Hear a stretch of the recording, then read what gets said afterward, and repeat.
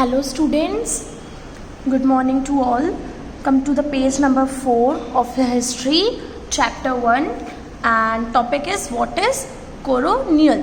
Last time मैंने आप लोगों को स्टूडेंट्स बताया था कि हमारे जो हिस्टोरियंस हैं उन्होंने उस टाइम के जो पीरियड था दैट इज़ एशियन मिडीवल और ब्रिटिश रूल वाला टाइम था, हिस्ट्री थी, ठीक है, इंडियन हिस्ट्री थी, उससे उन्होंने एक कॉलोनियल पीरियड का टाइम दिया, ठीक है, उसको नाम दिया।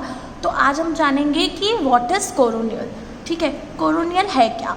Colonial is the book you will read about the way British came to conquer the country and establish their rule, subjecting local nawabs and rajas.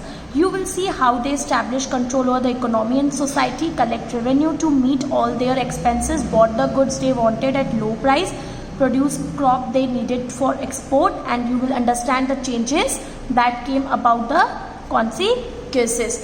Students, इसमें हम क्या पढ़ेंगे? कॉलोनियल एक ऐसी बुक है जिसमें आप ये पढ़ते हैं, आप ये रीड करते हैं कि किस तरह से ब्रिटिश हमारी इंडिया में आए थे और उन्होंने अपने अंडर हमारी कंट्री को कॉन्क्योर कर लिया था, है ना, अपना राज हमारी कंट्री पे जमाया था और किस तरह से उन्होंने अपने रूल्स को इस्टेब्लिश किया और फिर किस तरह से वो नवाब्स और राजास को चुनते थे, ठीक है, किस तरह से वो लोग जो उनके एक्सपेंसेस होते थे उनको खर्च करते थे और किस तरह से वो पैसा कमाते थे, ठीक है। जिन गुड्स पे उनको मन हो गया कि हमें ये गुड्स चाहिए, उन्हें वो मार्केट से कम प्राइसेस पे ले आते थे, ठीक है। सारे वही क्रॉप्स को ग्रो करवाते थे जिनको वो एक्सपोर्ट कर सके ताकि उनकी इनकम बन सके, ठीक है।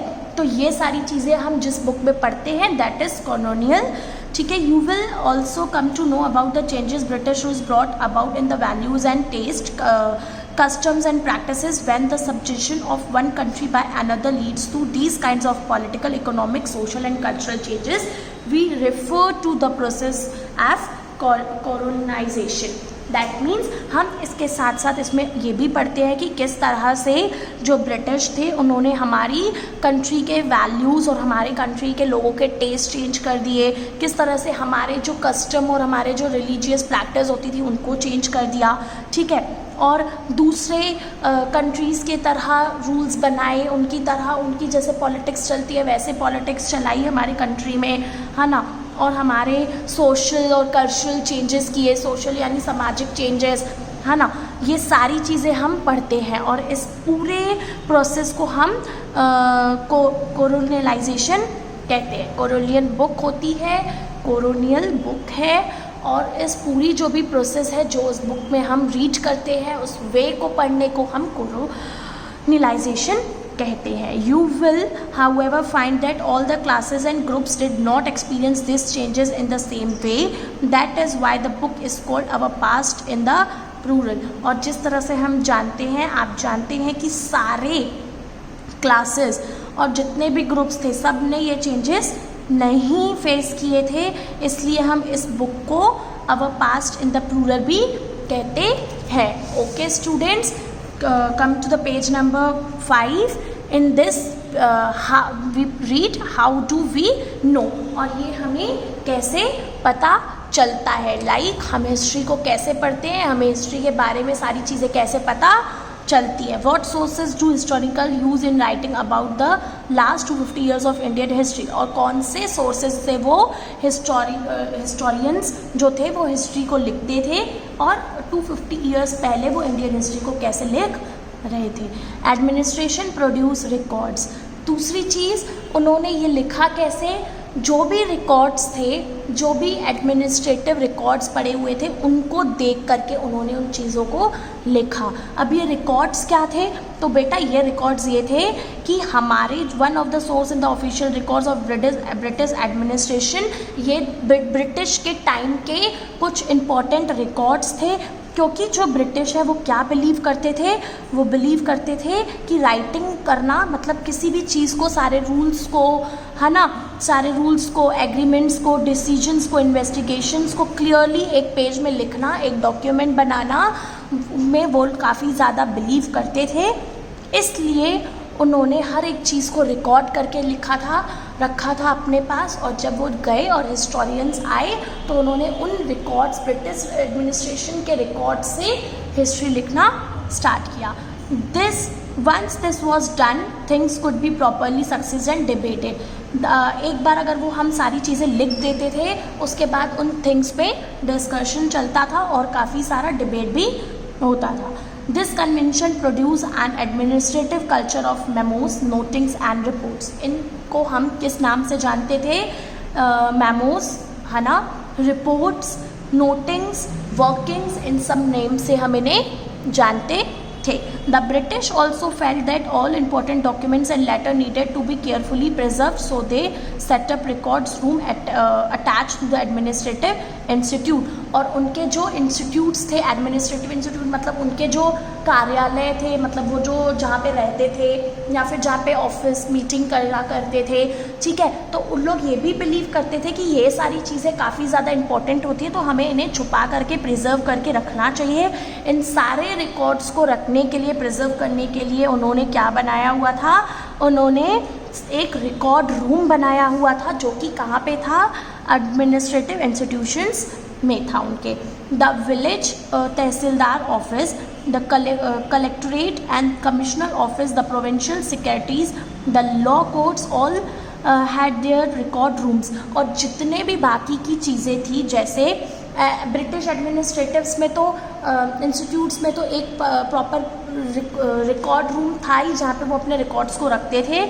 उसके साथ साथ जो भी तहसीलदार की ऑफिस थी वहाँ पे, कमिश्नर की ऑफिस में, सेक्रेटरीज की ऑफिस में, लॉ कोर्ट्स में, इन सारी जगहों पे भी एक प्रॉपर रूम था जहाँ पे वो अपने रिकॉर्ड्स को रखा करते थे.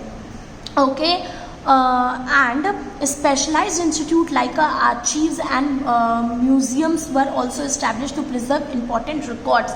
और कुछ important record को रखने के लिए, प्रिजर्व करने के लिए, संभालने के लिए कुछ स्पेशल इंस्टीट्यूट्स भी बनाए गए थे. दैट इज़ म्यूजियम्स एंड आर्कीव्स, मतलब आर्कीव्स यानी या म्यूजियम, ऐसे करके कुछ रूम्स थे जो जहाँ पे वो अपने रिकॉर्ड्स को प्रिजर्व करके रखते थे. ठीक है. Letters and memos that move from one branch of administration to another in the earlier years of 19th century can still be read in the archives. That means जो पुराने ज़माने के मेमोज थे और कुछ लेटर्स थे जो एक एडमिनिस्ट्रेशन के थ्रू भेजे करते थे, दूसरे एडमिनिस्ट्रेशन को भेजा करता थे, सो दैट वो अपनी एक बात दूसरे तक पहुंचा सके. ठीक है. इन सबको आज भी आर्कीव्स में रखा गया है. You can also study the notes and report that district official prepared और the instruction and directive that were sent by officials at the top to provincial administration. और आप ये भी स्टडी करोगे कि कैसे नोट्स और रिपोर्ट्स हैं जो कि प्रिपेयर किए जाते हैं और फिर उनको, उन इंस्ट्रक्शंस को और डायरेक्टिव प्रिंसिपल्स को भेजा जाता है आगे ऊपर प्रोविजनल एडमिनिस्ट्रेटर्स के पास. मतलब डिस्ट्रिक्ट ऑफिसर्स बनाते हैं और उनको भेजते हैं किनके पास? प्रोविजनल एडमिनिस्ट्रेशन के पास. तो आज हम लेटर्स एंड मेमोज आज भी हमें देखने को मिलते हैं क्योंकि अभी तक वो चल रहा है.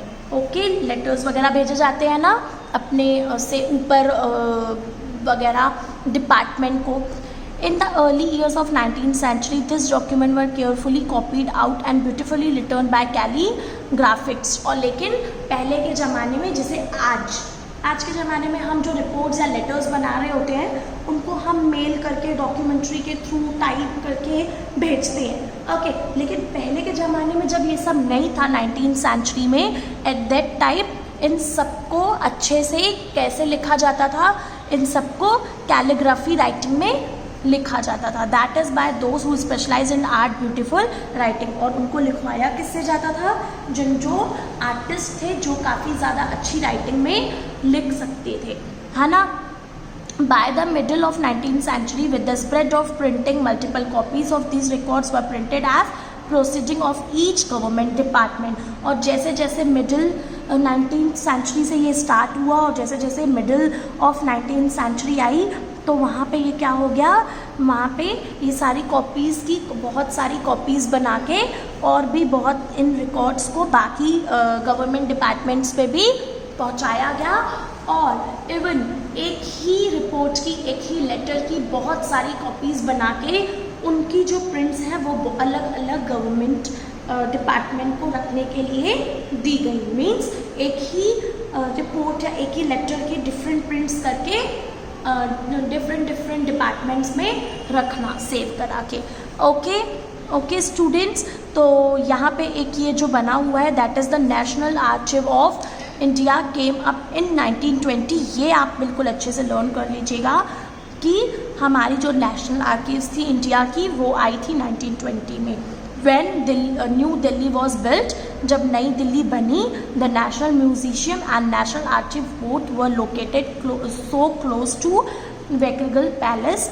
इन दोनों को बनाया गया, दैट इज़ आर्चिव्स को और हमारे जो म्यूजियम्स थे उनको बनाया गया न्यू दिल्ली में। And this location reflect the importance these institute had in British imagination. और जो ये बनाया गया, ये सारे इंस्टीट्यूट ब्रिटिश गवर्नमेंट के अकॉर्डिंग, ब्रिटिश की इमेजिनेशंस के अकॉर्डिंग बनाए गए।